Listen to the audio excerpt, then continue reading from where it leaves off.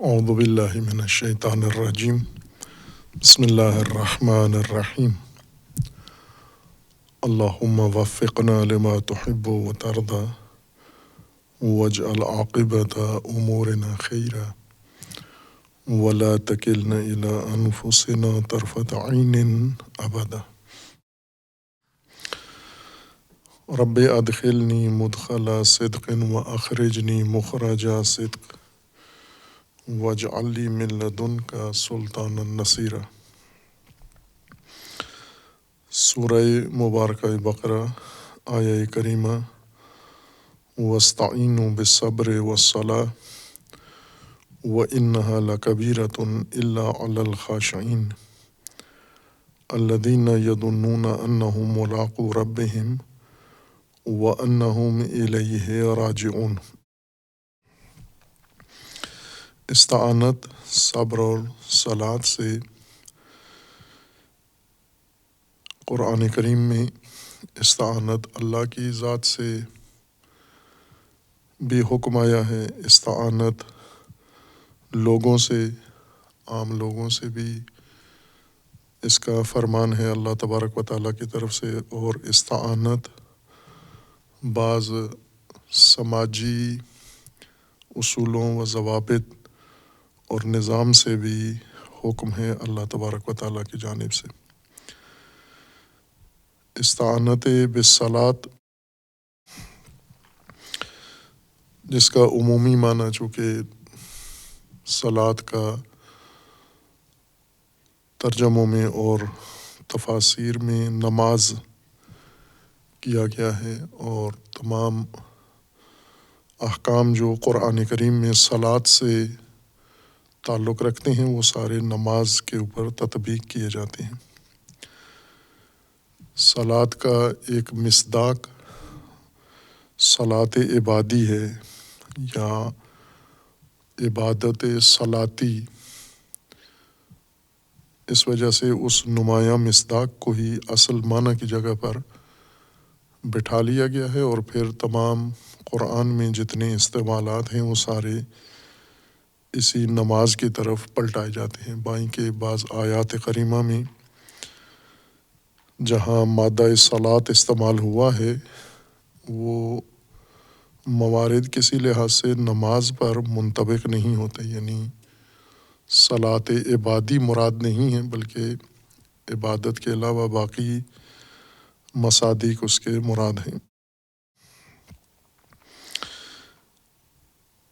جس کی طرف پہلے اشارہ گزرا ہے اس بات کی طرف کہ صلاۃ معنی اس کا اور ہے اور مصادیق اس کے مختلف ہیں، متعدد مصادیق ہیں۔ ایک معنی صلاۃ کا لغت میں اور دوسرا معنی اصطلاح میں قرآن کریم میں جو لغت سے ہی لیا گیا ہے، لیکن قرآن نے اس کو اپنے معارف اور اپنے معانی میں لغوی معنی کو تطبیق کیا ہے۔ اور پھر صلاۃ کے مصادیق ہیں متعدد۔ لغتاً عربی لغت کے لحاظ سے صلاۃ یہ لفظ دو مادہ کی طرف ارجاع دیا جاتا ہے، لیکن ہے ایک ہی مادہ، اس کا تقارب کی وجہ سے یا اشتباہ کی وجہ سے انہیں آپس میں مخلوط کر دیا جاتا ہے۔ ایک ہے صلوہ اور ایک لفظ ہے عربی میں صلیہ، سلو اور سالیہ۔ سالیہ کا معنی کسی کو آگ پہ سینکنا ہے، آگ دکھانا ہے یا آگ میں ڈالنا ہے، کسی کو بھوننا، جس کو آگ میں رکھ کر کسی کو بھونتے ہیں، جیسے رائج کھانا ہے باربیکیو کی طرح، گوشت سلاخوں میں لگا کے اسے آگ پہ سینکتے ہیں یا جلاتے ہیں اسے، اس عمل کو عربی میں سالیہ کہتے ہیں۔ اور صلاۃ، لفظ صلاۃ اس سے نہیں ہے مشتق، قرآن میں دونوں مادہ استعمال ہوئے ہیں اور دونوں کے الگ الگ موارد استعمال بھی ہیں اور الگ الگ معانی بھی ہیں۔ لیکن بعض مفسرین نے اور بعض دیگر اہل لغت نے ان کو آپس میں مخلوط کر دیا ہے، اور گویا یہ توہم ہوا ہے کہ صلاۃ جیسے تطبیق کرتے ہیں صلاۃ عبادی پر، ایک مصداق پر، یہ صلاحیہ سے مشتق ہے، اور پھر تکلفات میں پڑ جاتے ہیں۔ ان تمام استعمالات کو ایک معنی کی طرف ارجاع دینے میں ایسے تکلفات کے میں پڑ جاتے ہیں جو علمی لحاظ سے اور قرآنی قواعد کے لحاظ سے وہ تکلفات قابل قبول نہیں ہوتے، ان کی گنجائش نہیں ہوتی۔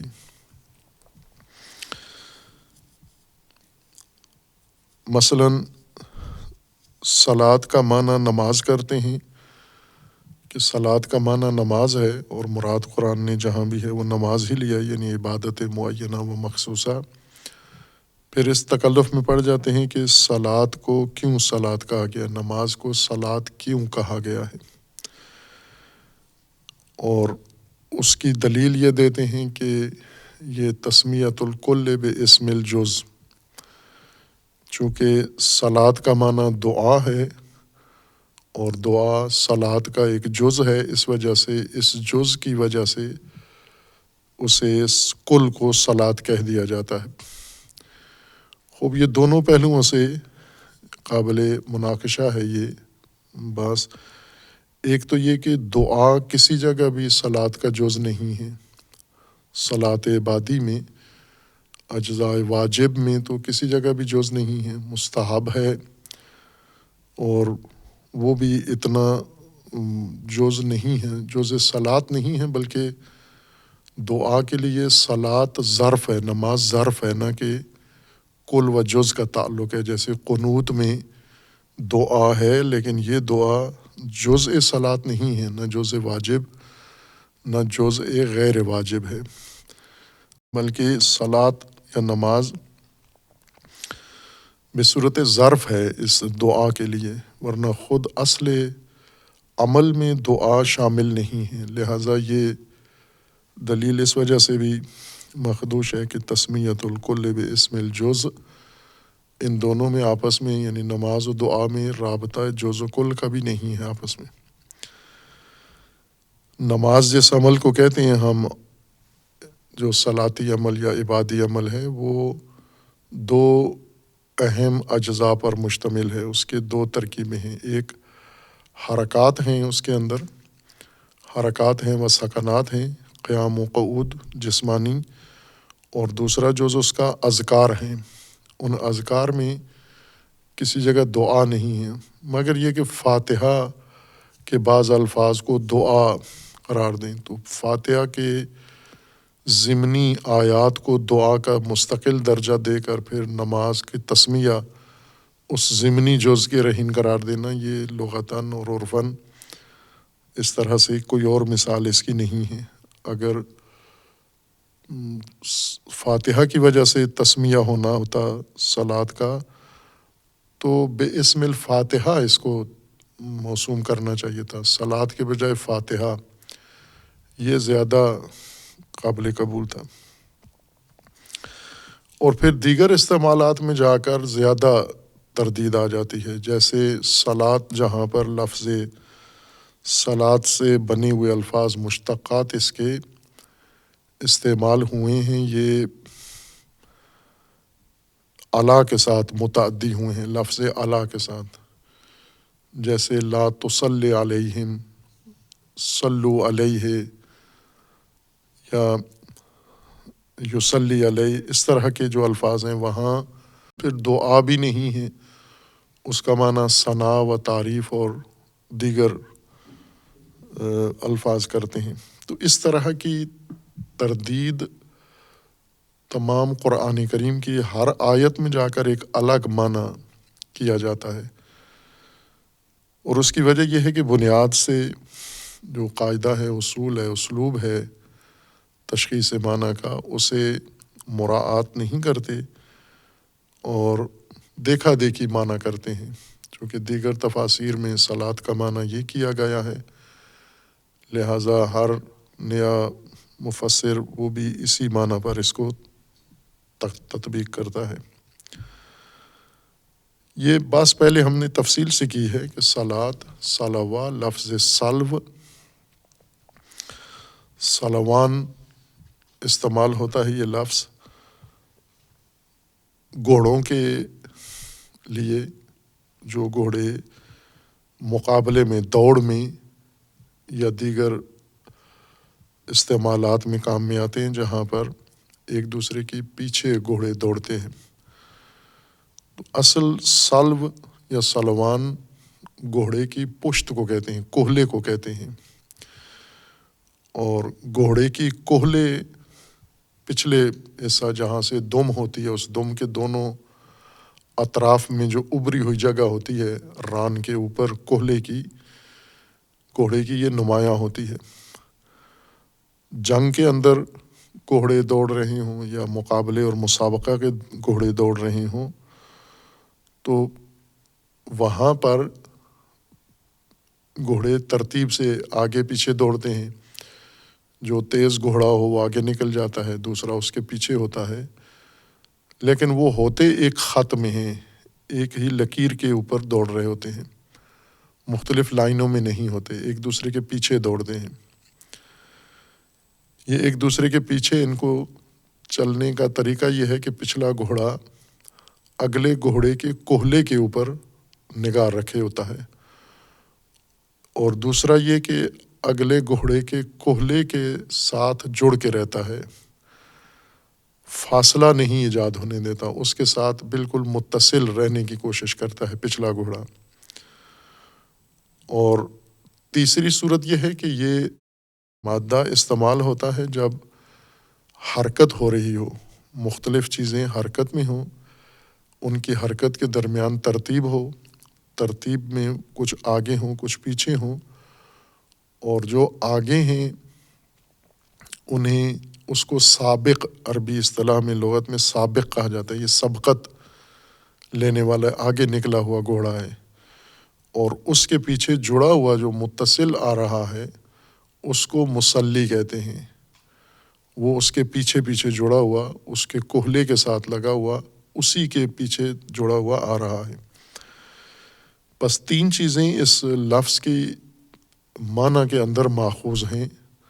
بنیادی طور پر سلوان گھوڑے کے کوہلوں کو کہتے ہیں، لیکن سلو یا مادہ یہ استعمال ہوتا ہے جب گھوڑے دوڑ رہے ہوں تو پچھلا گھوڑا اگلے گھوڑے کے سلو کے ساتھ یا سلوان کے ساتھ متصل ہو کے اس کی ترتیب کے ساتھ، نظم کے ساتھ اس کے پیچھے جا رہا ہو۔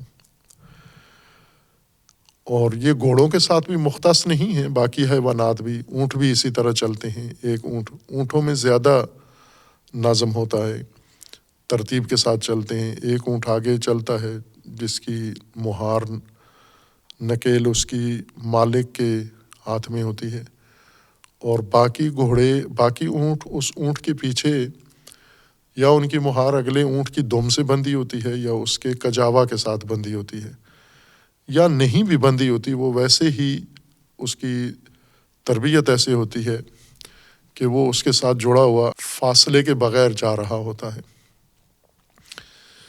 اس حرکت کو اور اس ترتیب کے ساتھ چلنے کو صلات کہتے ہیں۔ یہ لغت کے لحاظ سے ہے۔ قرآن کریم نے بھی یہ معنی انسانوں کے لیے، مومنوں کے لیے، وہ لوگ جو ایمان لے آئے ہیں اور اللہ تبارک و تعالیٰ کی ذات پر ایمان ہے، اور اللہ تبارک و تعالیٰ نے جو ایمان کے دیگر متعلقات ان کے لیے معین فرمائے ہیں ان پر ایمان ہے۔ ایمان سے مراد بھی اعتقاد نہیں صرف، بلکہ اعتماد، عملی زندگی میں جن وسائل و حقائق پر انسان اعتماد کرتا ہے، بھروسہ کر کے ان کا سہارا لے کر زندگی گزار رہا ہوتا ہے، اس اعتماد اور اطمینان و سہارے کو ایمان کہتے ہیں۔ انسان جب ایمان لے آتا ہے اللہ کی ذات پر تو اللہ نے ایمان کے متعلقات انسان کے لیے معین کیے ہیں۔ ان میں سے ایک متعلق ایمان ہے انبیاء، یعنی وہ راہبر و پیشوا جنہیں اللہ تبارک و تعالیٰ نے انسان کے لیے ہادی کے طور پر رہنما اور امام کے طور پر مقرر فرمایا ہے۔ دوسرا متعلق ایمان کا کتاب ہے۔ کتاب سے مراد بھی اوراق نہیں یا لکھائی نہیں، بلکہ منشور ہے، آئین ہے ہدایت کا، جس کے مطابق انسانوں نے زندگی بسر کرنی ہے۔ اور تیسرا متعلق جو قرآن کریم نے ذکر کیا ہے وہ ملائکہ ہیں، جن کے اوپر انسان نے ایمان لانا ہے۔ اور پھر ان کے متعلقات ہیں، جیسے توحید ہے، ایمان رکھنا اللہ تبارک و تعالیٰ کی ذات پر، اللہ کی وحدانیت پر، اور اس سے مراد بھی عملی انحصار و عملی اعتماد ہے، ذہنیت نہیں ایمان کا حصہ، مقدمہ ہے ایمان کا لیکن معنی نہیں ہے ایمان کا کہ ذہن میں کسی چیز کو انسان تصور کر لے تو وہ ایمان شمار ہو، وہ تصور ہی شمار ہوگا، وہ علم کے زمرے میں آتی ہے جو چیز ذہن میں ہے۔ ایمان اطمینان و اعتماد ہے جو انسان ذہن میں آنے کے بعد عملاً اظہار کرتا ہے، جس کی مثالیں پہلے دی ہیں کہ ہر انسان جو زندگی گزار رہا ہے کسی کے سہارے زندگی گزار رہا ہے۔ مثلا جیسے چھوٹے بچے والدین کے سہارے زندگی گزار رہے ہیں، والدین اپنی آمدن کے سہارے زندگی گزار رہے ہیں، یا کسی سرمایہ دار کے سہارے زندگی گزار رہے ہیں۔ انسان سفر کرتا ہے، کسی وسیلہ سفر پر بھروسہ کر کے اعتماد کر کے سفر کرتا ہے۔ انسان باقی زندگی کے بہت سارے اہم معاملات انجام دیتا ہے تو کسی ذریعے پر، کسی وسیلے پر، کسی سبب پر اعتماد کرتا ہے، اور جن کو پھر عملی طور پر اس اعتماد کو عمل میں لا کر اپنا ہدف حاصل کرتا ہے۔ مثلا جیسے اگر کسی نے گھر بنانا ہے، کاروبار کرنا ہے، کوئی اور زندگی کا معمول کا کام کرنا ہے، تو یہ کچھ اسباب کے سہارے انسان یہ کام کرتا ہے۔ جیسے انسان جب جنگ کرتا ہے، قدیم زمانوں میں جنگ کرتا تھا تو تلوار اور تیر و ڈھال کمان کا سہارا لیتا تھا۔ آج کل جنگ کرتا ہے تو بندوق کا سہارا لیتا ہے اور جدید اسلحہ کا سہارا لیتا ہے۔ یہ عملی اعتماد و ایمان ہے۔ اسی طرح سردی کے موسم میں انسان کسی چیز پر اعتماد کرتا ہے، گرمی کے موسم میں کسی اور چیز پر اعتماد کرتا ہے، اور یہی ایمان کہلاتا ہے۔ جس چیز کو انسان اعتماد کر لے، بھروسہ کر لے، سبب اپنا لے جس کو، اور اس پر اعتماد کر کے آگے زندگی کا نظام آگے بڑھائے، یہ ایمان ہے۔ نہ کہ جو ذہن میں انسان کے مقدسات ہیں، جیسے انسان کے ذہن میں فرشتوں کے بارے میں تصور ہے لیکن نہ کسی فرشتے سے کوئی تعلق ہے، نہ کسی فرشتے پر کوئی اعتماد ہے، نہ کسی فرشتے کو سبب اختیار کیا ہے، نہ فرشتوں سے کوئی پہچان ہے، اور اس کو ایمان بر ملائکہ انسان شمار کرے، یہ تصور ملائکہ ہے، نہ کہ ایمان ملائکہ۔ ایمان بر ملائکہ یہ ہے کہ ملائکہ عملی آپ کی زندگی کے اسباب میں داخل ہوں، شامل ہوں۔ جب زندگی کے منصوبے بناتے ہو تو اس میں ملائکہ باقاعدہ شامل ہوں سبب کے طور پر۔ جب انسان ایمان لے آتا ہے، اس ایمان کے بعد اب ایک منشور اللہ نے دیا ہے، یعنی ایک آزاد زندگی انسان کی ختم ہو جاتی ہے کہ اپنی مرضی سے، اپنی خواہش سے، اپنی ہوا و ہوس سے جو جی میں ہائے کرے، ایسا نہیں۔ ایمان کے بعد پابند ہو گیا ہے انسان، ہر کام میں پابند ہو گیا ہے، معمولی کام میں، غیر معمولی کام میں، اجتماعی کام میں، انفرادی کام میں، سب میں یہ شخص پابند ہو گیا ہے کہ الہی دستور اور الہی منشور کے مطابق زندگی گزارے گا، اور اس منشور کے مطابق زندگی گزارنے کے لیے جو اللہ نے نظام بنایا ہے اس کی اس نے پیروی کرنی ہے، اس کے مطابق اس نے چلنا ہے۔ خصوصاً انسان کی اجتماعی و سماجی زندگی جو اصل میدان زندگی ہے، اور ہدایت کا بھی اصل میدان قرآن کی ہدایت کا معاشرتی، اجتماعی و سماجی زندگی ہے انسان کی۔ یہ اس زندگی کا ایک طریقہ وہ ہے جو ابھی عام انسانوں نے، متدین انسانوں نے، مذہبی اور غیر مذہبی انسانوں نے اختیار کیا ہوا ہے۔ وہ طریقہ یہ ہے کہ منتشر زندگیاں ہیں، یعنی ہر ایک کی اپنی زندگی گزر رہی ہے، اس کا دوسرے کی زندگی سے کوئی تعلق نہیں ہے، اور ہر ایک نے اپنی زندگی کے لیے خود اپنی مرضی کے مطابق، اپنی آسانی کے مطابق، اپنی سہولت کے مطابق اور اپنی فہم کے مطابق اسباب بھی اپنے اپنے اختیار کیے ہوئے ہیں۔ مثلا ایک شخص ہے جو کسی سردار نواب سے جڑا ہوا ہے، اس کے پیچھے چلتا ہے، اس کے ڈیرے پہ اور اس کے کھیتوں میں کام کرتا ہے یا اس کے لیے، اور اس کی زندگی کا پہیہ چل رہا ہے۔ دوسرا کسی سیاست دان سے جڑا ہوا ہے، تیسرا کسی پیر فقیر سے جڑا ہوا ہے، چوتھا کسی تنظیم سے متصل ہے، پانچواں کسی قبیلے کا حصہ بنا ہوا ہے۔ یعنی زندگی تو انسان گزار رہے ہیں، ایک یہ ہے کہ یہ زندگی آپس میں منسلک نہیں ہے، متصل نہیں ہے ان انسانوں کی زندگی، اور دوسرا ان کی زندگیوں کے جو اسباب ہیں، جن اسباب کے سہارے زندگی گزار رہے ہیں، وہ بھی مختلف ہیں، اپنی اپنی پہنچ یا اپنی اپنی سہولت کے مطابق ان اسباب کو ذریعہ زندگی بنایا ہوا ہے۔ اب اس میں جو اللہ تبارک و تعالیٰ نے ان کے لیے منشور زندگی بنایا ہے، نظام زندگی، سبب زندگی، وہ متروک ہے، اسے انہوں نے ایک تقدس کا رنگ دے کر اول سمجھے بغیر، تشریح کیے بغیر، عملی سماجی زندگی میں اس کو منشور کا درجہ نہیں دیا۔ جتنی بھی الہی منشور کی شقیں ہیں وہ تقدیس کے لیے، ثنا کے لیے، اجر کے لیے، ثواب کے لیے انہوں نے رکھ دی ہیں، کہ گویا یہ مقدس متون ہیں، ان کے دیکھنے پڑھنے سے انسان کو ثواب ہوتا ہے، وہ بھی آخرت میں۔ لیکن زندگی کیسے گزاریں، اس میں ان کا کوئی دخل نہیں ہے، ان مقدسات کا۔ مقدسات کا سارا جو اثر ہے وہ انسان کو ثواب کی شکل میں موت کے بعد ملے گا۔ موت سے پہلے کی زندگی میں یہ مقدسات انسان کی زندگی کے لیے کسی پہلو سے کوئی رہنما نہیں ہے، کوئی سہارا، بھروسہ اور سبب نہیں ہے۔ مثلا جیسے قرآن ہے، کتاب خدا ہے، یہ آپ کی زندگی میں رہے ایک مقدس کتاب ہے، مقدس متن ہے، اس کے مقدس الفاظ ہیں، ان کو اس سے آپ پڑھیں، اسے تلاوت کریں، اسے دیکھیں، زیارت کریں، اور یہ قرآن آپ کی موجودہ زندگی، انفرادی زندگی، عائلی زندگی، سماجی زندگی، معیشتی زندگی، اجتماعی سیاسی زندگی، آپ کی کسی پہلو سے آپ کے لیے رہنما نہیں ہے۔ اس کے لیے آپ نے اپنا ملکی آئین، اگر آپ قانون کے تابع ہیں تو ملکی آئین کے تابع چلیں گے، اگر قانون کے بھی تابع نہیں ہیں تو آپ اپنے رسم و رواج کے مطابق چلیں گے۔ رسم و رواج نے جو آپ کو روابط کا نظام دیا ہے، جو معیشت کا نظام دیا ہے، جو اقتصادی، جو سیاسی، جو اجتماعی سماجی اصول آپ کے سماج نے، آپ کے آباء و اجداد نے رسم و رواج قائم کر دیے ہیں، آپ نے ان کے مطابق زندگی گزارنی ہے۔ یہ مقدسات کدھر ہیں؟ یہ مقدسات ساتھ رکھنی ہے آپ نے، ان مقدسات کو آپ نے زندگی میں تکرار کرتے رہنا ہے، ان کا نام لیتے رہنا ہے، انہیں دہرانا ہے، تاکہ اجر و ثواب ذخیرہ ہوتا رہے آپ کا۔ جب مر جائیں گے یہ زندگی ختم ہو جائے گی، موت کے بعد آخرت میں بہشت میں جائیں گے تو یہ سارا اجر وہاں پر آپ کو عطا کر دیا جائے گا مقدسات کا۔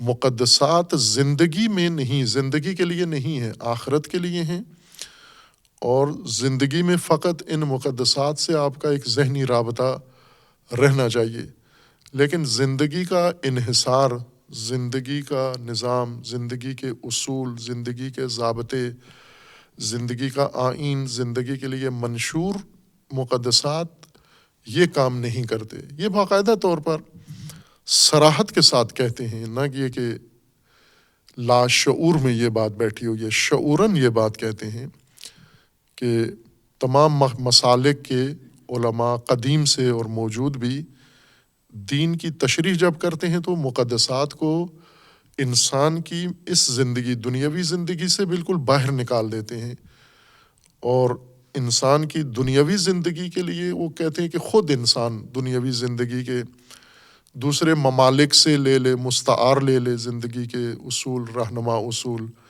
سابقہ اقوام سے لے لے، یا خود مشاورتی عمل شروع کر دے اور اس کے اندر طے کر لے، اپنے منشور نئے سرے سے بنائے، دیگر اقوام کی دیکھا دیکھی جو وہ کر رہے ہیں اس طرح سے معیشتی زندگی یا اجتماعی زندگی گزارے۔ اسی کو آج کی اصطلاح میں سیکولرزم کہتے ہیں، یعنی مقدسات کا زندگی سے تعلق ختم کر دینا، زندگی کو مقدسات سے دور کر دینا۔ جو بھی مقدسات ہیں، یعنی جو بھی اللہ کی طرف سے ہے وہ سارا زندگی سے باہر کر دیں آپ۔ قرآن زندگی سے باہر کر دیں، نبوت کو زندگی سے باہر کر دیں، امامت کو زندگی سے باہر کر دیں، واجبات کو زندگی سے، اور صرف عبادات آپ رکھیں، اور وہ عبادات بھی اس زندگی میں آپ کے کسی کے کام آنے والی نہیں ہیں، چونکہ عبادات کی تاثیر فقط ثواب ہے، اور ثواب کا دار ثواب ابھی نہیں ہے، آخرت میں مرنے کے بعد ثواب آئے گا ان کا۔ پس عبادات بھی آپ کی اس موجودہ دنیاوی زندگی میں کوئی فائدہ آپ کو نہیں دے رہی۔ یہ وہ عمومی فہم ہے دین کے متعلق مسلمانوں کی، تمام مسالک کی، تمام فرقوں کی، اور عملی طور پر وہی چیز ہے جو سیکولر لوگ کھل کے اظہار کر کے کہتے ہیں۔ سیکولر وہ طبقہ ہے جنہوں نے شعوری طور پر مقدسات کو زندگی سے خارج کیا ہے، نکالا ہے زندگی سے، کہ دینی امور جتنے ہیں یہ مقدسات ہیں، اور مقدسات کا زندگی سے کوئی تعلق نہیں ہے۔ چونکہ زندگی کی جتنی چیزیں ہیں یہ غیر مقدس ہیں۔ کیوں غیر مقدس ہیں؟ چونکہ یہ انسانی ہیں، انسانوں نے بنائی ہیں، انسانوں نے اختیار کی ہیں، انسانوں کے اختیار میں ہیں، انسان ان کو بناتے بھی ہیں، ان پر عمل بھی کرتے ہیں۔ تو انسان کی بنائی ہوئی چیز تو مقدس نہیں ہوتی، اللہ کی بنائی ہوئی چیز مقدس ہوتی ہے۔ تو اللہ نے جو کچھ انسان کے لیے بنایا ہے وہ انسان کی اس دنیاوی زندگی میں کوئی کام نہیں آئے گا۔ عملاً بھی ایسا ہی ہو رہا ہے۔ مثلاً جو لوگ قرآن پڑھتے ہیں، جو لوگ عبادت کرتے ہیں، نماز پڑھتے ہیں، روزہ رکھتے ہیں، تو یہ سب اپنی دنیاوی زندگی کے لیے نہیں کر رہے، یہ سب اخروی مرحلے کے لیے انجام دے رہے ہیں۔ بس عملی طور پر جو اللہ تبارک و تعالیٰ نے اصول یا نظام یا منشور مقرر فرمایا ہے وہ باہر کر دیا ہے، اس کو اپنی دنیاوی زندگی سے باہر کر دیا ہے۔ لیکن حقیقت میں تو اللہ تبارک و تعالیٰ نے ہدایت دی ہی دنیاوی زندگی کے لیے ہے، اخروی زندگی کے لیے نہیں ہے۔ اخروی زندگی جیسا اس کا نام ہے، آخرت، یعنی وہ ایک اسی زندگی کا دوسرا مرحلہ ہے۔ آخر اولا کے بعد، عربی لفظ ہے دونوں، اول و آخر، آخر اول کے بعد ہی ہوتا ہے۔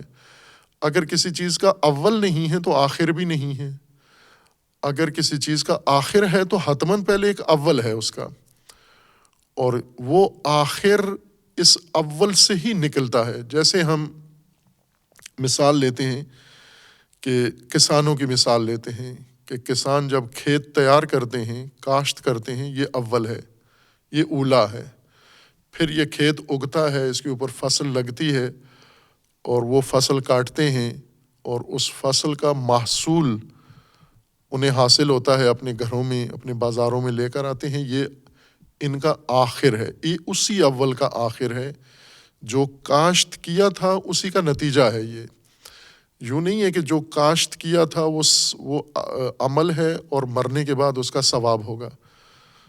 کاشتکاری موت کے بعد کے لیے نہیں ہے، آخرت کے لیے ہے۔ آخرت کیا ہے؟ یہی اگلا مرحلہ جو اس سے پیدا ہوگا، جس کی یہ اول اس کی بنیاد ہے، اور وہ اس کے اوپر نتیجے کے طور پر، ثمرے کے طور پر ترتیب مرتب ہوگا۔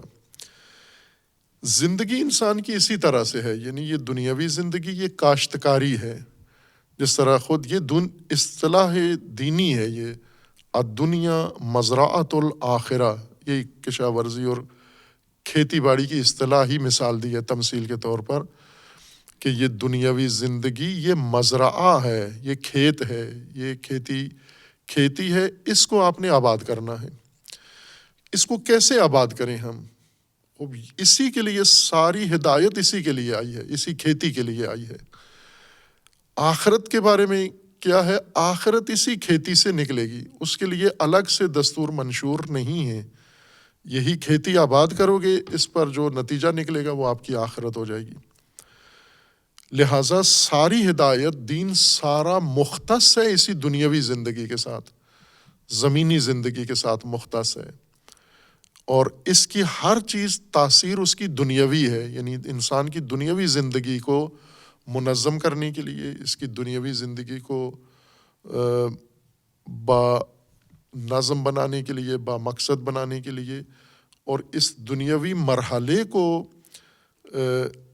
ثمر بخش بنانے کے لیے یہ ساری تعلیمات ہیں. انبیاء آئے ہیں اسی دنیاوی زندگی کی اصلاح کے لیے آئے ہیں. ائمہ ہیں اسی دنیاوی و زمینی زندگی کی اصلاح کے لیے ہیں. اور قرآن بھی اسی دنیاوی و زمینی زندگی کے لیے ہے.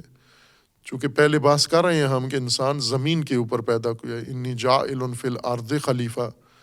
تو یہ ساری تدبیر زمین کے لیے ہے، زمینی مرحلے کے لیے ہے. اور اس زمینی مرحلے پر جو نتیجہ نکلے گا اس کو قرآن نے آخرہ کا یا آخرت کا عنوان دیا ہے. خب جب زمینی زندگی اور اسی دنیاوی زندگی کو قرآن نے سنوارنا ہے، اس کے تمام پہلوؤں کو، ایمان کا مطلب یہی ہے کہ یہ دنیاوی مرحلہ سارا الہی اسباب کے تحت گزرے گا. اب اس کا انحصار سارا ان اسباب پر ہوگا جو اللہ تبارک و تعالیٰ نے اس دنیاوی زندگی، زمینی زندگی کے لیے مقرر فرمائے ہیں.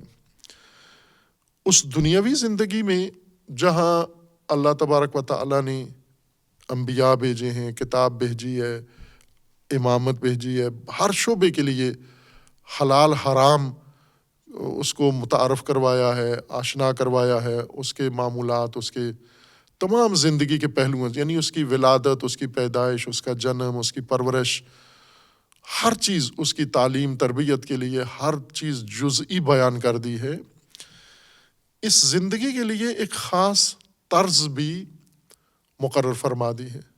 جیسے صبر، اس کے لیے اسی زمینی دنیاوی زندگی کے لیے اللہ تبارک و تعالیٰ نے ایک رویہ، سماجی رویہ، ایک طرز و ایک اسلوب انسانی زندگی کا صبر رکھا، یعنی پائیداری، استقامت، اور اس استقامت و ثبات قدمی کے ساتھ آپ نے زندگی گزارنی ہے. یعنی ثبات قدم کو ایک ضابطے کے طور پر آپ نے اختیار کرنا ہے. خوب اس ثبات قدم سے اجر حاصل ہوگا نہ، اس ثبات قدم سے ثواب نہیں، یہ زندگی آپ کی موفق ہو جائے گی. استقامت سے کیا چیز آپ کو نصیب ہوگی؟ طاقت، قوت. استعینوا بالصبر، قوت اس سے حاصل کرنی ہے، آپ نے طاقت حاصل کرنی ہے. اپنی جو ابتدائی قوت ہے اس کو تکمیل کے لیے جو طاقت چاہیے وہ صبر سے، استقامت سے آپ کو حاصل ہو جائے گی. اور دوسری چیز ہے صلاۃ. صلاۃ اس کے اپنے لغوی معنی کے مطابق اور قرآنی معنی جو اس کے مطابق اختیار کیا گیا ہے، یعنی اللہ تبارک و تعالیٰ نے اس کے بعد کہ انسان مومن ہو چکا ہے، اللہ پر ایمان آ گیا ہے، اور اللہ کے بتائے ہوئے منشور و آئین کے مطابق انسان نے عہد کر لیا ہے اور زندگی گزارنے کے لیے اسے اپنا منشور بنا لیا ہے، اس زندگی کی ایک روش، صلاتی روش مقرر کی ہے اسی لغوی معنی کے مطابق. وہ کیا ہے؟ وہ صلاتی سماجی اجتماعی روش یہ ہے کہ اس کے اندر ایک نظم ہو، یہ زندگی منتشر نہ ہو، متصل ہو، سب کی زندگی جڑی ہوئی ہو آپس میں، اور اس کے جو قرآن نے اصول مقرر کیے ہیں، ایک تو ان کے ساتھ جڑی ہوئی ہو، ان کی پیروی ہو، ان کے اندر اتصال بھی ہو، حرکت بھی ہو، اور پیروی بھی ہو، اس کی تبعیت بھی ہو اس کی. اور دوسرا یہ کہ جو نظم انسانوں کا آپس میں قائم ہونا ہے وہ بھی صلاتی نظم ہو. یعنی صلاۃ گویا ایک نظم کا نام ہے اللہ تبارک و تعالیٰ کی طرف سے انسان کی مکمل زندگی میں، پوری دنیاوی اور زمینی زندگی میں نظم کو ہم کہیں، اس نظم کا عنوان قرآن نے صلاۃ قرار دیا ہے. یہ نظم انسان میں راسخ کرنے کے لیے روزانہ کا ایک معمول بھی صلاۃ قرار دیا، ایک عبادت یومیہ مقرر کر دی ہے، جو دن میں 5 مرتبہ انسان کو صلاتی حالت میں یہ عبادت اجرا کرنی ہے، قائم کرنی ہے۔ یہ 5 دفعہ روزانہ اگر وہ جو نماز کے عموماً فوائد احکام بتائے جاتے ہیں وہ ایک دفعہ کافی ہیں۔ اگر دن میں ایک مرتبہ بھی انسان 24 گھنٹوں میں اس کے معنوی فوائد اور اس کے روحانی اثرات اور اس کے باطنی خواص کو مد نظر رکھے اگر انسان، تو ایک دفعہ کافی ہے وہ معنوی اثر کے لیے۔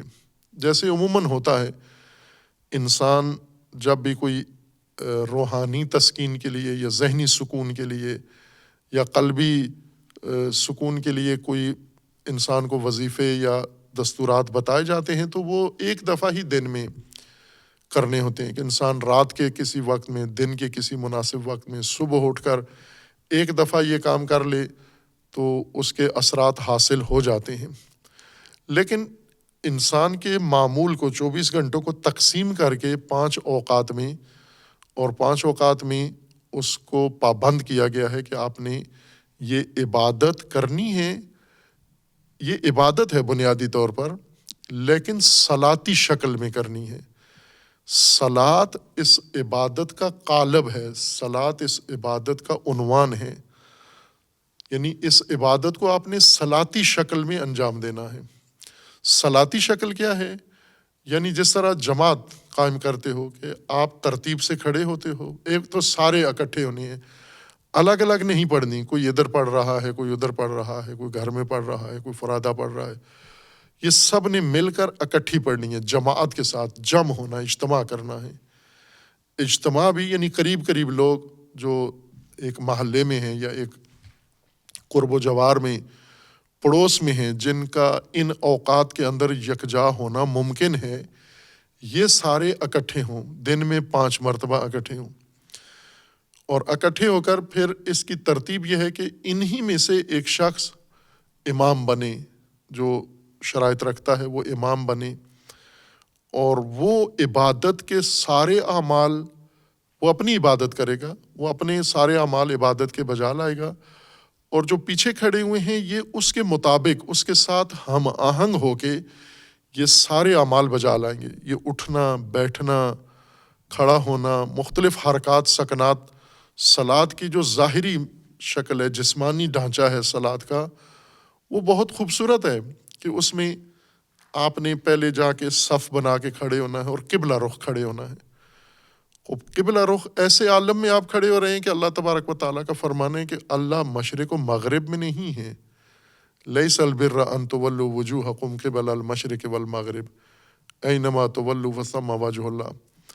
اللہ ہر سمت جدھر منہ کرے اللہ کی جہت ہے ادھر، یوں نہیں کہ اللہ مغرب میں ہے۔ پھر کیوں قبلہ رخ کیوں کھڑے ہوئے؟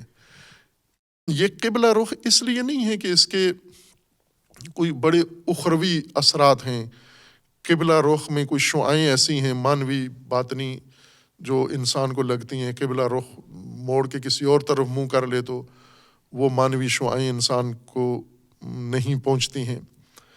نہ، یہی جو ظاہری ترتیب ہے، قبلہ ایک جہت ہے، معین کر دیا گیا تمام عالم کے لیے، پورے زمین کے لیے ایک نقطہ زمین کا، کعبہ، اس کو قبلہ قرار دیا۔ قبلہ یعنی جدھر رخ کرنا ہے۔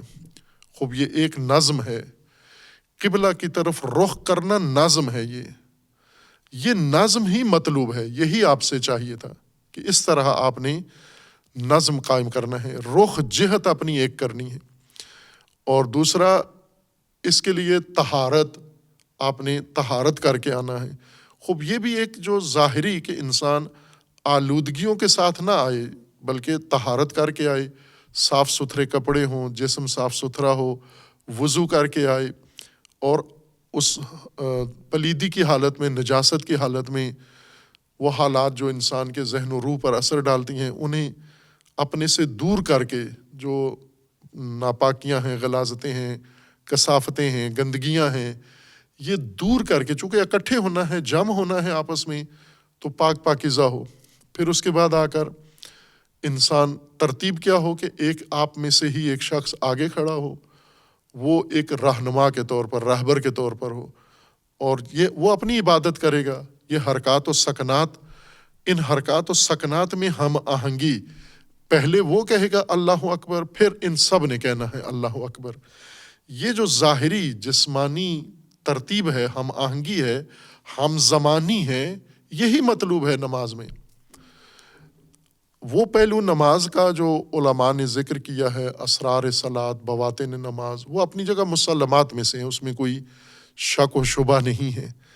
لیکن کیا وہ سارے مقامات سب کو حاصل ہیں یا اس تک لوگ پہنچ رہے ہیں؟ کتنے لوگ ہیں جو وہ پہلو جو نماز کا بتایا جاتا ہے اس پہ دسترس رکھتے ہیں، اس پہ قدرت رکھتے ہیں؟ جیسا پہلے بھی یہ مطلب اشارہ کیا تھا اپنے استاد معظم سے رحمۃ اللہ علیہ، انہوں نے اپنے استاد سے یہ واقعہ نقل کیا تھا کہ کسی شخص نے ان سے پوچھا حضور قلب کے ساتھ نماز کیسے پڑھی جاتی ہے، تو وہ رونے لگے کہ میں عمر بھر میں آج تک 2 رکعت نماز نہیں پڑھ سکا حضور قلب کے ساتھ۔ اتنی بڑی شخصیت عرفاء میں سے اور علماء میں سے، سالکین میں سے، جب ایک شخص روتا ہے اس درد کے لیے کہ نہیں ہو پاتا مجھ سے 2 رکعت نماز حضور کے ساتھ، حضور قلب سے نہیں ہو پاتی، تو ظاہر ہے پھر عام لوگ محروم ہیں اس سے۔ تو کیا یہ سب ضائع ہے جس میں حضور قلب نہیں ہے؟ حضور قلب کا ایک اپنا ایک نتیجہ اور اثر ہے، دنیاوی بھی ہے اور باطنی بھی ہے۔ لیکن نماز میں پہلی چیز جو انسان سے چاہیے وہ حضور جسمانی ہے۔ حضور قلبی اگلا مرحلہ ہے، پہلا کام حضور جسمانی ہے، اور نظم جسمانی نماز میں مطلوب ہے، یہ قائم کرنا ہے، تمرین اور مشق اس کی کروانی ہے کہ جسمن تو حاضر ہو آپ ایک جگہ پر، جسمن آپ ترتیب کے ساتھ کھڑے ہوں، جسمن آپ ہم آہنگ ہوں، جسمن آپ یہ ساری حرکات و سکنات اپنی ہم آہنگ ہو کر انجام دیں۔ یہ ہم آہنگی یعنی اکٹھا ہونا سب کا اور ایک دوسرے کے پیچھے کھڑے ہونا، یہ بالکل معنی لغوی کے مطابق ہے۔ یہ صلاتی ترتیب جو نماز کے لیے رکھی گئی ہے، عبادت کے لیے، میں نماز نہ کہوں، عبادت کے لیے، یومیہ عبادت کے لیے جو ترتیب رکھی گئی ہے، یہ لغوی معنی کے عین مطابق ہے۔ یعنی ہر آدمی اگلے آدمی کے سلو میں کھڑا ہو اور اس کی اتباع کرے، جو کچھ وہ کر رہا ہے وہ یہ کچھ یہ کرے، اور ہم زمان کریں گے۔ اور اسی طرح یہ روزانہ 5 مرتبہ اس کو ریہرسل کریں، 5 دفعہ روزانہ 5 دفعہ جو کام کروایا جاتا ہے وہ انسان کی زندگی کا حصہ بن جاتا ہے، رچ بس جاتا ہے۔ اور یہ ہے ابھی یہ نماز انفرادی ہو یا اجتماعی، جو لوگ پابند ہیں شروع سے، گھریلو طور پر انہیں یہ میسر آیا یا کسی اور ماحول میں کسی عالم دین کی رہنمائی میں، مربی کی رہنمائی میں یہ توفیق ملی ہے، اب نماز ان کی عادت بن چکی ہے، وہ عادتاً نماز پڑھتے ہیں، اگر نہ پڑھیں تو ایک بے چینی ان کے اندر آ جاتی ہے کہ میں نے ایک عمل تھا جو میں نے نہیں کیا۔ عادتیں اسی طرح سے ہیں، اگر پوری نہ ہوں تو انسان کے اندر بے چینی کی کیفیت آ جاتی ہے۔ کوئی بھی عادت ہو، کھانے کی عادت ہو، سونے کی عادت ہو، پینے کی عادت ہو، مثلا جیسے جن لوگوں کو چائے پینی ہے ایک مقررہ وقت پر، اگر اس وقت پر ان کو چائے نہ ملے، بے چینی طبیعت میں آ جاتی ہے۔ انسان کا جسم خوگر ہے، اس کا ایک مزاج بن جاتا ہے، اور جو روزمرہ اعمال ہوتے ہیں، تکراری اعمال ہوتے ہیں، وہ جسم کی عادت بن جاتے ہیں، اور یہ عادت جسم مانگتا ہے اپنے وقت پر کہ یہ کام کرو ابھی۔ مثلا جن کی عادت ہے ایک معین وقت میں سو جانا، تو عین اسی وقت پر ان کا جسم بے کیفیت ہو جاتا ہے، بے چین ہو جاتا ہے جب وہ لمحہ آتا ہے۔ جیسے بھوک کا جب کھانے کا وقت آتا ہے تو جسم بے چین ہو جاتا ہے، اگر وہ وقت گزار دیا جائے کھائے بغیر، اتنی دیر تک بے چینی رہتی ہے، جب وہ وقت گزر جاتا ہے پھر اس کے بعد دوبارہ جسم اپنے تسکین و سکون کی حالت میں واپس آ جاتا ہے۔ اب بعض لوگ ایسے ہیں کہ یہ عبادت ان کی عادت بن چکی ہے 5 مرتبہ دن میں، اور عادتاً جسم بھی عادی ہو چکا ہے، ان کا دل بھی، ذہن بھی ان کا عادی ہو چکا ہے، عادت پوری کرتے ہیں، اگر نہ کریں تو بے چینی ہو جاتی ہے۔ نماز سے یا عبادت سے مقصود یہ نہیں تھا کہ عادت بنا لیں آپ اس کی دیگر عادات کی طرح اور معتاد ہو جائیں، عبادت کے معتاد ہو جائیں، عبادت کے عادی ہو جائیں اور عادت کی ادائیگی، چونکہ عادتیں اگر عادتوں کے مطابق انسان عمل کرے تو صرف تسکین، ایک ظاہری مزاجی تسکین انسان کو ملتی ہے عادتوں سے. عادتوں سے انسان کے اندر کوئی اور خوبیاں پیدا نہیں ہوتی، کوئی تکامل نہیں ہوتا عادتیں پوری کرنے سے. مثلا کھانے کی عادت پوری کر لی، چائے کی عادت پوری کر لی، سگریٹ کی عادت پوری کر لی، بولنے کی عادت پوری کر لی، سننے کی عادت پوری کر لی، مختلف عادتیں ہیں. انسان ارادتاً جو کرتا ہے اس سے انسان کے اندر فرق پڑتا ہے. عادتاً جو کچھ کرتا ہے وہ انسان میں بے اثر ہے. وہ چیزیں مثلاً جو چیزیں انسان دھیان سے، توجہ سے، نیت کے ساتھ نہ کرے وہ بے اثر ہیں. لہٰذا اس عبادت میں ایک اہم چیز نیت کا حصہ ہے کہ اس کو نیت کے ساتھ کرنا ہے آپ نے، یعنی عادتاً نہ ہو، نیتاً ہو، ارادتاً ہو یہ چیز، اور وہ ارادہ پوری عبادت کے اندر شامل رہے آپ کا. اس سے جو پہلا ہدف، پہلا مرحلہ مقصود ہے عبادت سے، وہ یہی زمینی و دنیاوی و ظاہری و جسمانی نظم ہی مقصود ہے. اور یہ بہت خوبصورت پہلو ہے صلاۃ کا، عبادت کا، جسے مطلقہ نظر انداز کر دیا گیا ہے اور صرف اس کا ملکوتی اور معنوی پہلو ذکر کرتے ہیں.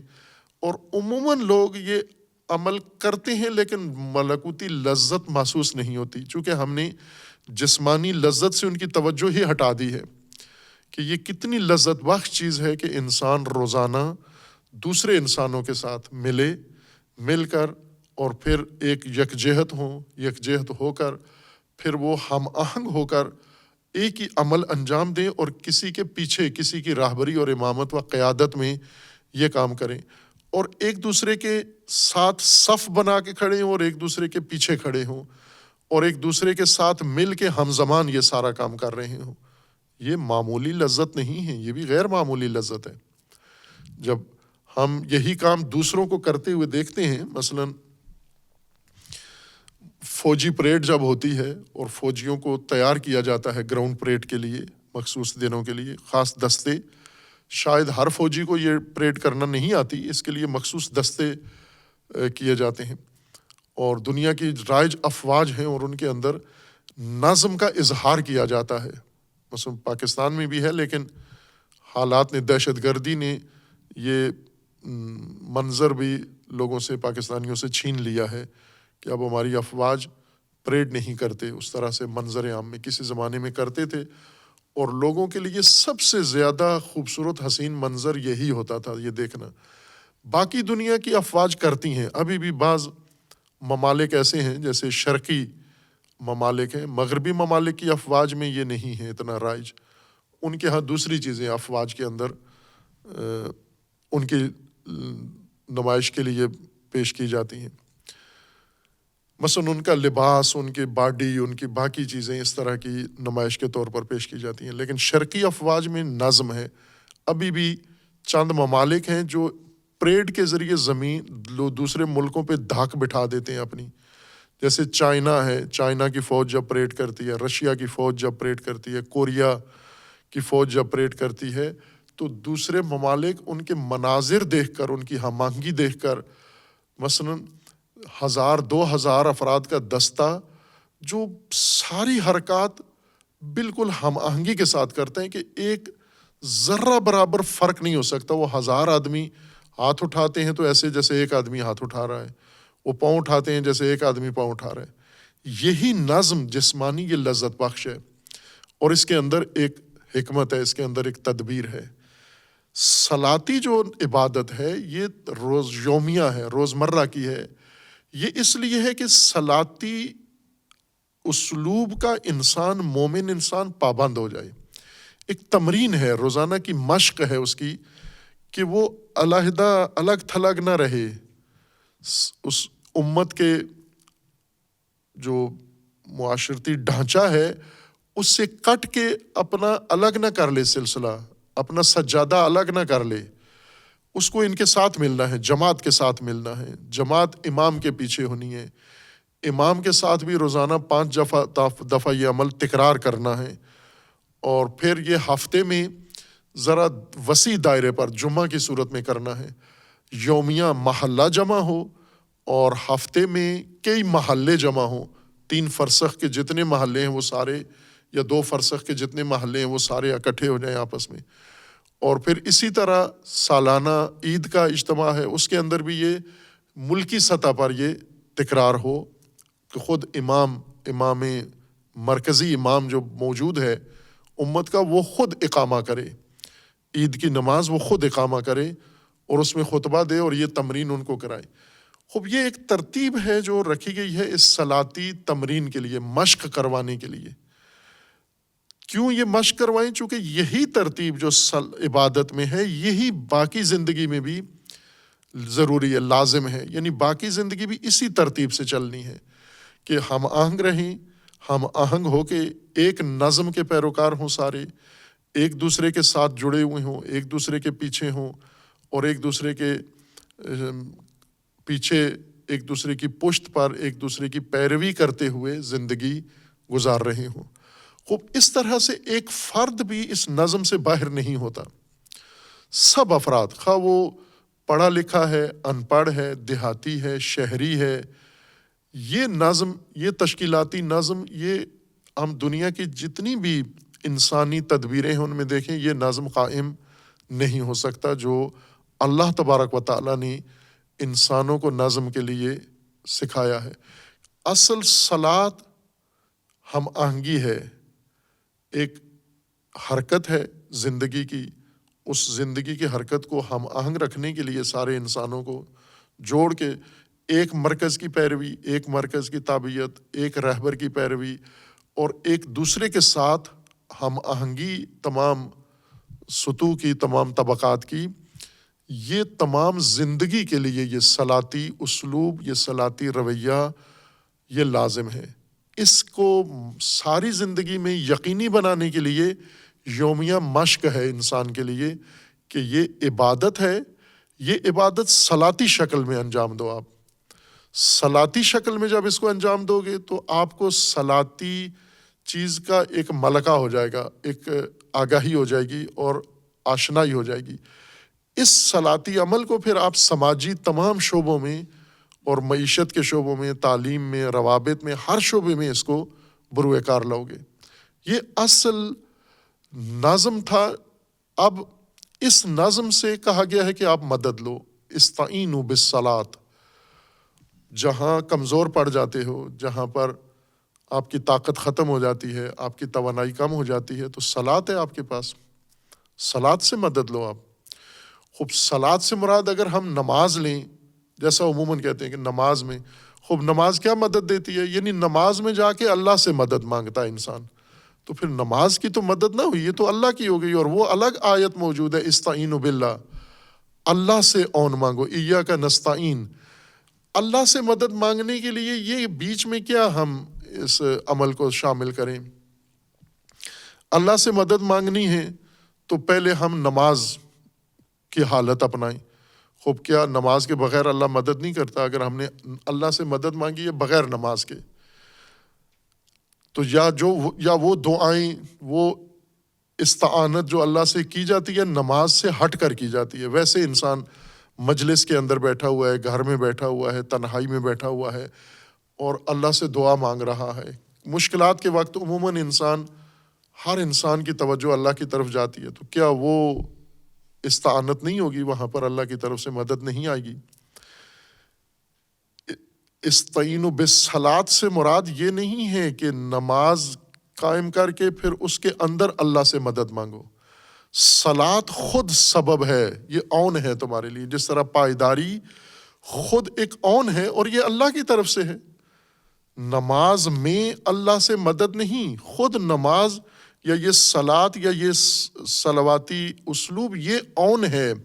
یہ اللہ نے اون بنایا ہے اس کو. جو بھی کمزور پڑ جائے، جس کی توانائی کم پڑ جائے کسی عمل کے لیے، وہ اس صلاتی روش سے استفادہ کرے. جیسے پائیداری سے اپنے آپ کو یا اپنی قوم کو یا اپنے سماج کو یا اپنے معاشرے کو وہ اس پائیداری کے ذریعے سے تکمیل کرے اس کی مدد کو. جیسا کہ ہم دیکھ رہے ہیں روزمرہ، مثلا آج کی مثال لیں ہم، آج کی مثال یہ ہے کہ یہ مظلومین غزہ، ان کی کوئی بھی مدد نہیں کر رہا، پڑوسی ملک نہیں کر رہے، اسلامی ملک نہیں کر رہے، اقوام متحدہ نہیں کر رہا، مسلمان کسی طرح کی کوئی مدد ان کی نہیں کر رہے، ان کو مکمل ظالمین کے حوالے کیا ہوا ہے۔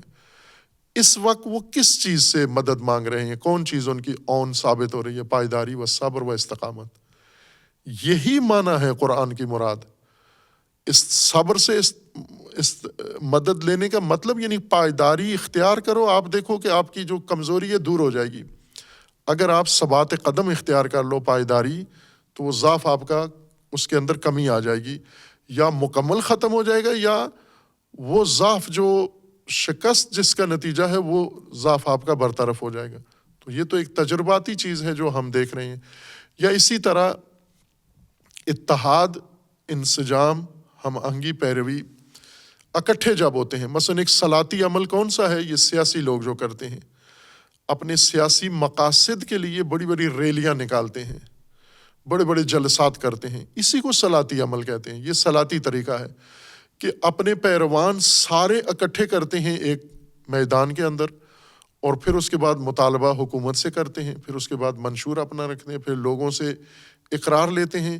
یہ ایک اجتماع ان کی طاقت کو کتنا بڑھا دیتا ہے۔ یہی ہے استعینوا بالصلاۃ۔ اب وہ اپنے غیر الہی مقاصد کے لیے اسلوب یہی ہے صلاتی، لیکن مقصد الہی نہیں ہے، مقصد ربانی نہیں ہے، مقصد اقتدار ہے، مقصد خواہش حاصل کرنا ہے۔ اسلوب صلاتی یہی ہے کہ آپ تمام کام اس صلاتی روش سے انجام دو، وہی جو عبادت میں آپ نے سیکھا ہے صلاتی رویہ، یہ آپ کا مددگار ہے۔ اس سے بڑی اون اور کوئی بھی نہیں ہے کہ اگر آپ کو صلاتی طریقہ آ گیا تو صلاتی طریقے سے آپ کسی کے محتاج نہیں ہو، چونکہ آپ خود آپس میں مل سکتے ہو، آپ میں ہم آہنگی ہے، آپ میں اتصال ہے، آپ میں رابطہ ہے، اور آپ یکجہت ہو۔ صلاتی عمل یہ ساری چیزیں انسان کے اندر پیدا کر دیتا ہے۔ یہ صلاتی زندگی آپ کی، آپ کو طاقتور بنا دیتی ہے۔ استعینوا بالصلاۃ۔ جو نہیں کہ اس آیت سے مراد فقط یہ کہ نماز پڑھو اور نماز میں اللہ سے مدد مانگو، استعینوا بالصلاۃ سے یہ مراد ہے، تو وہ تو استعینوا باللہ ہونا چاہیے، یا ایاک نستعین کی طرح بیچ میں صلاۃ کیوں لائے ہیں؟ اللہ سے مدد مانگے آپ، اللہ مدد کرتا ہے، اللہ مدد دیتا ہے۔ لیکن یہاں اس آیت میں مقصود یہ ہے کہ صبر، پائیداری اور صلاتی روش، صلاتی رویہ، صلاتی طرز، یہ دونوں اون ہیں اللہ کی طرف سے، یہ سماجی اسلوب ہیں۔ ان سے آپ اپنی کمزوری، اپنا ضعف، اپنی کھوئی ہوئی طاقت، یہ اس کو جبران کرو، اس کی تلافی کرو، اور جو بھی طاقت کے کام ہیں وہ اس طریقے سے آپ مکمل کر لو۔ وَإِنَّهَا لَكَبِيرَةٌ، خصوصاً یہ بہت بڑا قرینہ ہے اس معنی کے لیے۔ وَإِنَّهَا لَكَبِيرَةٌ، عموماً اس کو صلاۃ کی طرف پلٹایا گیا ہے قرب کی وجہ سے، چونکہ ہا کی ضمیر کے قریب ترین مرجع ساتھ صلاۃ ہی بنتا ہے، لیکن اس طرح معنی بنتا نہیں ہے۔ اگر ہم صرف صلاۃ کو لیں، استعانت، جس طرح بعض دیگر علماء مفسرین نے یہ مراد لیا ہے کہ مقصود استعانت ہے۔ وَإِنَّهَا یعنی ان الاستعانت بالصبر والصلاۃ، صبر و صلاۃ سے استعانت کبیرہ ہے، یہ بڑا کام ہے، یہ بھاری ہے۔ یہ لوگ عموماً اس کے لیے تیار نہیں ہوتے کہ ہم صبر و پائیداری، یکجہتی، ہم آہنگی اور اتحاد سے اپنی کمزوری برطرف کریں۔ یہ ان کے لیے دشوار ہے۔ یہ لوگوں کو کیا توقع ہے کہ باہر سے کوئی فوج آ جائے، ہماری مدد کرے، باہر سے سامان آ جائے، اسباب آ جائیں، وسائل آ جائیں، ہم پائیداری کریں۔ یہ سخت لگتا ہے ان کو کہ ہم اس مشکل میں یا اس زندگی کے اتنے کٹھن مراحل میں ہم خود ہی پائیداری کریں، یا ہم خود آپس میں ہم آہنگ ہوں، ہم ایک صلاتی انداز سے کام کریں۔ یہ ان کے لیے بھاری ہے، یہ دشوار لگتا ہے ان کو بہت۔ الا علی الخاشعین، سوائے خاشعین کے، کہ یہ خود قرآن کی ایک اہم اصطلاح ہے، خاضع بھی اور خاشع بھی، جو متعدد مرتبہ قرآن نے اس کو تکرار کیا ہے، اور یہ بنیادی معارف میں سے ہیں کہ قرآن کو جو یعنی قرآن کے جو نظم ہے و نظام ہے اس کی یہ بنیادی اصطلاحات میں سے ہے خشوع بھی، کہ بہت ساری چیزیں مشروط بالخشوع ہیں، یعنی انسان پہلے خشوع حاصل کرے یا خشوع پیدا کرے۔ یہ خشوع بھی ہم اسے جس طرح صلات کو لے گئے ملکوت میں، صبر کو لے گئے ملکوت میں، زمینی اس کا شکل ہی ختم کر دی، تو زمین پہ کام ہی نہیں آتے، نہ صبر کام آتا ہے نہ صلات۔ زمین میں پھر ہمیں نماز پڑھ کے کسی طاقتور کی طرف جانا پڑتا ہے، جی ہمیں ضرورت پڑ گئی ہے، ہماری مشکلات ہیں، آپ ہماری مشکل، مثلاً پاکستان جیسا ملک اب اس کو معیشت کے لحاظ سے کمزوری کا شکار ہے، یعنی جو حقیقی اس آیت کی تفسیر آج کے لیے ہمارے ملک و قوم کے لیے اس کا مصداق ہے، تطبیق کریں ہم، تو اس وقت پاکستان کو عون کی ضرورت ہے۔ پاکستان نے استعانت کرنی اور کر رہا ہے، عون مانگ رہا ہے۔ پاکستان کے پاس اس وقت ہمیشہ ایسا ہی رہا ہے، لیکن اس وقت زیادہ صورتحال خراب ہو گئی ہے کہ مالی طور پر پاکستان کی مالی معونہ اتنا نہیں ہے کہ جس سے اپنا ملکی نظام چلا سکے، اپنی ضروریات پوری کر سکے، یہ نہیں ہے، کمی ہے اس کے پاس، اور بڑے فرق کے ساتھ کمی ہے، زیادہ کمی ہے، اربوں ڈالر کی کمی ہے۔ اس کو یہ چاہیے، یہ مالی تعاون، مالی عون اس کو چاہیے اس وقت، اور یہ استعانت کر رہا ہے۔ اس وقت پاکستان حالت استعانت میں ہے، مشغول استعانت ہے، یعنی عون جمع کر رہا ہے، عون طلب کر رہا ہے، عون اکٹھی کر رہا ہے۔ کس سے اکٹھی کرتا ہے؟ IMF کے پاس چلا جاتا ہے، مالیاتی اداروں کے پاس چلا جاتا ہے، عرب ممالک کے پاس چلا جاتا ہے، اور ورلڈ بینک کے پاس جاتا ہے۔ جتنی بھی دنیا میں مدد کرنے والے، مالی مدد کرنے والے ہیں، ان سب کی طرف رجوع کر رہا ہے۔ اسی میں قرآن فرما رہا ہے کہ استعینوا بالصبر والصلاۃ، خوب صبر و صلاۃ کو کیوں نہیں آزماتے؟ اگر عون چاہیے ہی اس کو، عون اس طاقت کو کہتے ہیں جو موجود طاقت کی کمی کو دور کرتی ہے۔ عون وہ مدد ہے جو انسان کے پاس موجود طاقت، توانائی کی کمی کو برطرف کرے۔